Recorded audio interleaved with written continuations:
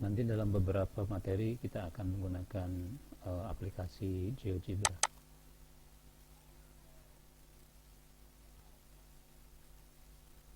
Nah, sebelum sampai kepada materi inti tentang persamaan garis singgung pada lengkungan atau kurvatur, kita akan mengingat kembali beberapa hal yang berkaitan dengan persamaan garis. Ini pernah kalian dapatkan waktu SLTP. SLTP itu ada yang SMP, MTS, atau paket B. Kelasnya kelas 8 semester genap. Nah, nanti untuk persamaan garis singgung ini kira-kira skemanya seperti ini. Kalau persamaan garis berarti membutuhkan gradien, kemudian titik yang dilalui. Sedangkan untuk persamaan garis singgung nanti berarti butuh yang namanya titik singgung. Kemudian untuk gradien ini bisa diperoleh dari dua buah titik, akan diperoleh sebuah gradien. Ini ada di pelajaran waktu di SLTP. Nah, sedangkan untuk di SMA nanti untuk mendapatkan gradien ini didapatkannya dari nilai turunan fungsi.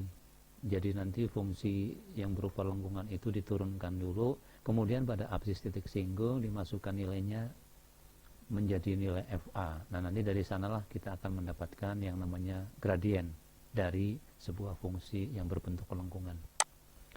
Sekarang untuk titik singgung itu bisa titik singgungnya sudah diketahui terlebih dahulu, atau nanti dalam soal-soal itu kita mencari titik singgung dari absis nilai fungsi. Jadi dari absis berarti X sama dengan konstan, kemudian dimasukkan ke dalam fungsi, nanti akan diperoleh pasangannya. Misalkan untuk X sama dengan A, maka pasangannya adalah FA. Itu adalah merupakan titik singgung pada lengkungan.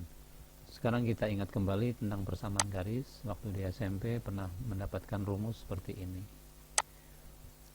yaitu garis dengan gradien M yang melalui X1, Y1.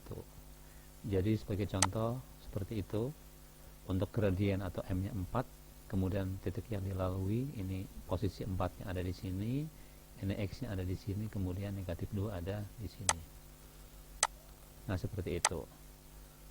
Maka tinggal lakukan substitusi, akhirnya akan diperoleh seperti ini. Ini 4X dikurangi 20. Akhirnya persamaan garis yang dimaksud adalah Y sama dengan 4X min 18.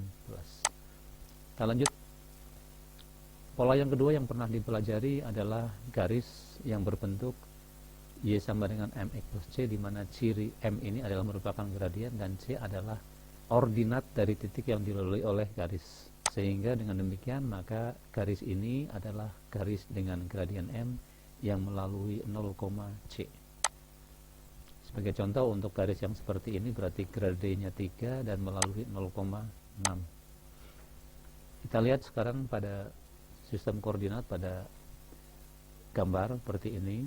Ini tampak bahwa gradiennya adalah perbandingan komponen Y dengan komponen X. Ini berarti tingginya 8, kemudian yang datar ini sepanjang 4, 1, 2, 3, 4. Berarti M-nya adalah 8 dibagi 4, sehingga M-nya adalah 2. Melalui titik, kita ambil yang seperti ini. Yang 0, C, berarti 0,8. Sehingga persamaannya akan menjadi seperti ini. Y sama dengan 2X plus 8. Nah, demikianlah dua hal yang pernah kalian pelajari waktu di SMP. Sekarang kita akan menggambar garis. Kita ambil yang ini, segmen ada 2, dari A ke misalkan di sini. Ini berarti informasinya adalah A-nya 7,7, B-nya 2,2, dan F ini adalah distance atau jarak. Nah, biasanya kita melihat jarak itu menggunakan singkatan dari distance. Oleh karena itu yang F-nya ini bisa kita ganti terlebih dahulu. F-nya itu dengan D supaya pemahaman lebih mudah. Kita lihat kemiringan garis ini adalah 1, 2, 3, 4, 5 dibagi 1, 2, 3, 4, 5. Jadi kemiringannya adalah 1, gradiennya 1. Nah, sekarang untuk melihat kemiringan gradien itu di sini kita klik dulu yang ini, kita masuk ke slope yang ini kemiringan. Kemudian kita klik di sini. maka garis itu kemiringannya adalah 1. Sekarang kita akan melihat seandainya titik yang ini akan kita ubah posisinya. Bagian Y ada 2 satuan, 3 satuan, 4 satuan, kemudian ke arah kiri 2 satuan, maka berarti gradiennya adalah 4 dibagi 2. Berarti M-nya adalah 2. Sekarang perhatikan untuk garis-garis yang posisi miringnya ke arah kiri atas. Nah, seperti itu. Ternyata gradiennya adalah bernilai negatif. Seperti ini misalkan. Ini gradiennya bernilai negatif. Sekarang kalau garis itu datar, maka gradiennya bernilai 0.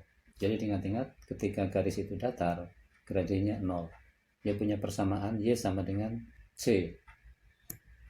Sekarang kalau vertikal, maka gradiennya undefined atau tidak didefinisikan.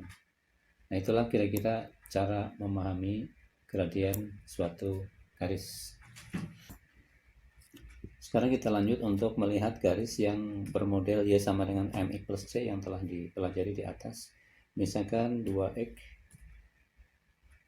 Nah, kalau 2X asli seperti ini berarti dia gradiennya 2. Berarti ada kemiringannya di sini. 1, 2 dibagi 1, 2 plus 1. Ketika Y sama dengan 2X plus 3 misalkan, berarti grafik ini akan digeser sebanyak 3 satuan ke atas. 1, 2, 3. Maka nanti garis akan melewati titik yang ini. Nah, kira-kira seperti itu. Kalau ini akan kita lihat slope-nya dengan menggunakan yang ini akan tampak bahwa gradiennya memang adalah 2, itu adanya di sini. Cirinya ada di sini, 2 ini. Kemudian melalui 0,3 itu yang ini, 0,3. Ini titik 0,3. Kita buat lagi misalkan di sini. Garis dengan persamaan Y sama dengan negatif 0,5X ditambah 6. Berarti garis itu mempunyai gradien negatif 0,5 dan melalui 0,6. Nah, kira-kira seperti itulah hal yang berkaitan dengan rumus Y sama dengan MX plus C. Sekarang kita akan melihat apa yang disebut dengan garis singgung. Pertama, misalkan kita mempunyai sebuah kurva Y sama dengan X kuadrat. Menggunakan yang ini boleh, atau menggunakan yang ini boleh nanti. Y sama dengan X, nah kita gunakan tanda kuadrat yang ini sama saja. Di grafik ini itu ada titik. Titiknya titik pada objek, jadi yang ini klik. Nah, misalkan ada titik di sini, klik gitu.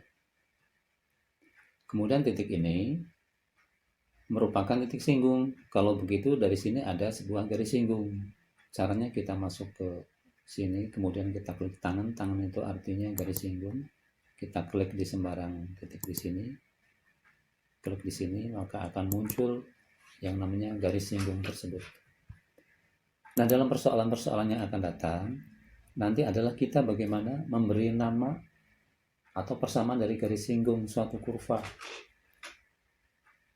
Karena pada saat kurvanya itu bernama Y sama dengan X kuadrat, mungkin yang ditanyakan, tentukan persamaan garis singgung ketika X-nya 2. Nah, ketika X-nya 2 atau di titik 2,4.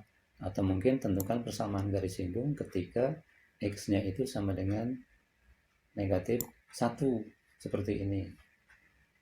Nah, seperti itulah. Kira-kira kondisi yang akan kita tuju nanti adalah kita akan memberi nama persamaan garis singgung semacam ini. Tetapi nanti kita akan berhadapan dengan fungsi-fungsi trigonometri. Nah, misalkan pada contoh yang ini, misalkan di sini ada 1,1, berarti memang kalau X-nya 1, Y-nya 1 di sini. Ini berarti gradiennya berapa? Kita masuk ke sini. Kita klik dulu yang ini, kemudian masuk ke slope yang ini. Nah, ini gradiennya adalah 2. Gradiennya adalah 2. Ketika gradiennya 2 dan melalui 1,1, berarti nanti kita bisa membentuk persamaan garis ini, yaitu bahwa Y sama dengan 2X min 1. Kenapa? Sebab gradien 2 dia melalui negatif 1. Berarti kita menggunakan rumus Y sama dengan MX plus C. Nah, tetapi seandainya kita nanti akan melihat M-nya itu diperoleh dari mana, yaitu dengan model-model turunan dari persamaan lengkungan ini, X diturunkan menjadi Y aksen sama dengan 2X. Berarti 2 kali 1 untuk Y aksen, berarti nilainya adalah 2, itu merupakan gradien garis singgung. Jadi 2 adalah merupakan gradien garis singgung di titik 1,1. Sekarang kita ambil contoh, kalau ininya 2. Sekarang kalau kita ambil contoh untuk titiknya 2, berarti di titik 2,4, berarti gradiennya adalah yang ini. Jadi gradiennya adalah 1, 2, 3, 4 dibagi 1, berarti gradiennya adalah 4. Berarti persamaan garis ini nanti akan berbentuk Y sama dengan MX plus C, berarti 4X, C-nya negatif 4. Y sama dengan 4X min 4. Nah, kira-kira itulah hubungan antara garis singgung, gradien suatu garis yang nanti akan diterapkan pada fungsi-fungsi trigonometri. Sekarang kita misalkan akan membuat grafik fungsi Y sama dengan sin X. Kita mulai dari akan mempersiapkan untuk menyusun grafik Y sama dengan sin X.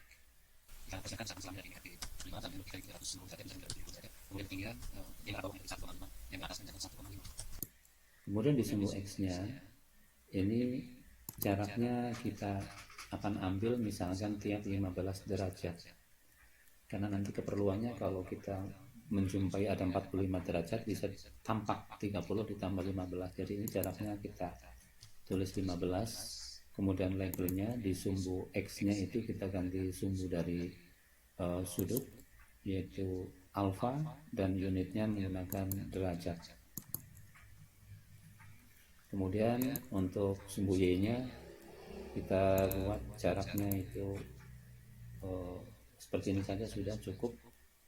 Untuk yang ini kita persiapkan yang lain, kita klik slider dan sebagainya. Ini persiapan warna tidak terlalu, kemudian sudah tidak.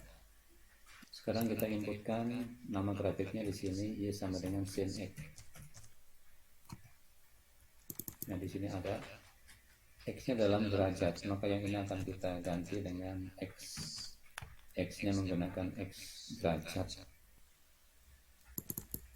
Nah, seperti itu. Jadi kalau di sini Y sama dengan sin X, berarti sampai dengan 360 derajat itu terbentuk satu buah gelombang. Jadi kalau di sini kita isikan 2, maka sampai dengan 360 derajat itu terbentuk 2 gelombang. Nah, sekarang urusan kita berkaitan dengan garis singgung yang ada pada fungsi sin.